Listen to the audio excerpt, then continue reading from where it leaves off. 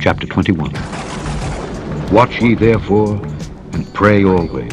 Watch ye therefore, and pray always. Watch ye therefore, and pray always, chapter 12. And this know, that if the goodman of the house had known what hour the thief would come, he would have watched, and not have suffered his house to be broken through.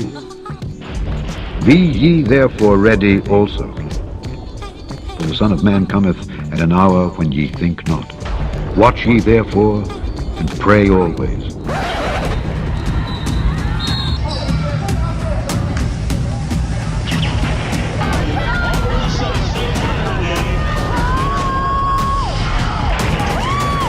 Transgender MMA fighter has said she wants a license to fight in California. Biological male has just become the first transgender person to win a world title in cycling. First transgender weightlifter winning her maiden international event as a woman. A biological male winning a gold medal in a women's event now seems a matter of when, not if. Since sports events began, men and women have been segregated by gender to make the competitive events fairer due to differences in muscle mass, innate strength, or testosterone levels.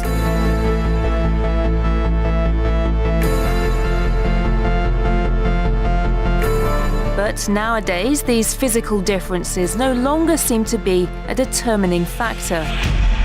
There are all kinds of reasons that people have advantages. Somebody's parents can give them year-round training. Somebody else is really, really tall and someone's really, really short. Sport has never been fair. You bought into that myth, so have a lot of other people. But let's face it, if I wanted to be a jockey, I couldn't be.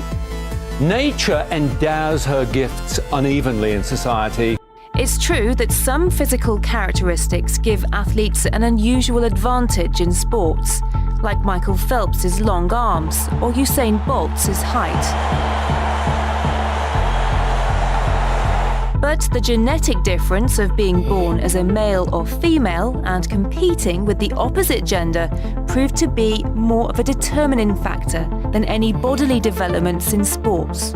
If you go through puberty, you have all the benefits of having a male body. And even if you transition and reduce your testosterone, you're still going to have those benefits. You're going to have the bone structure, the slightly bigger heart, more red blood cells. So therefore, a female athlete competing against a transgender female is always going to be at a disadvantage. Testosterone levels are important because the amount of the hormone defines the eligibility of athletes to compete whenever sporting events are limited to a single sex, following IAAF rulings.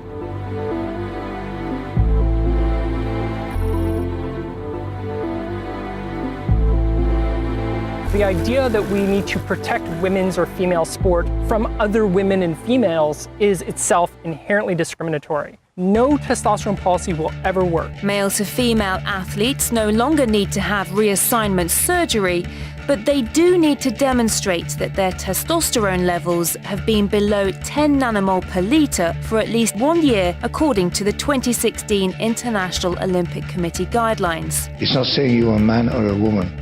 It's saying you can compete. It's a matter of eligibility to participate in certain competitions. In the case of female to male athletes, they can compete without restrictions.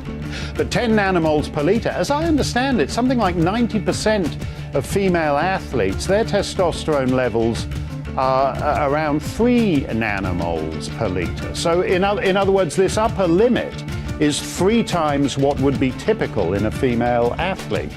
So it seems like a kind of arbitrary setting unrelated to the realities of the situation. Well, I actually agree with you there. But what happens with student athletes who decide to change their gender? Well, the rules are not clear at all. Most countries don't have clear regulations, and the biggest student sports organization in the US, the NCAA, does not require gender confirmation or a legal recognition of a player's transition sex in order for transgender players to participate on a team that matches their identity, at least 1 year of hormone treatment prior to competing on a female team.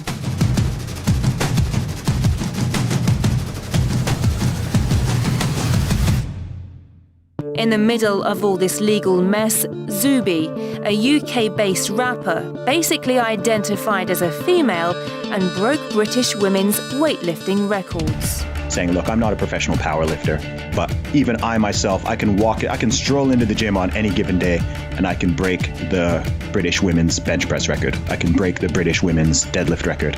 When I'm on form, I could potentially break the British female squat record. And I don't even compete.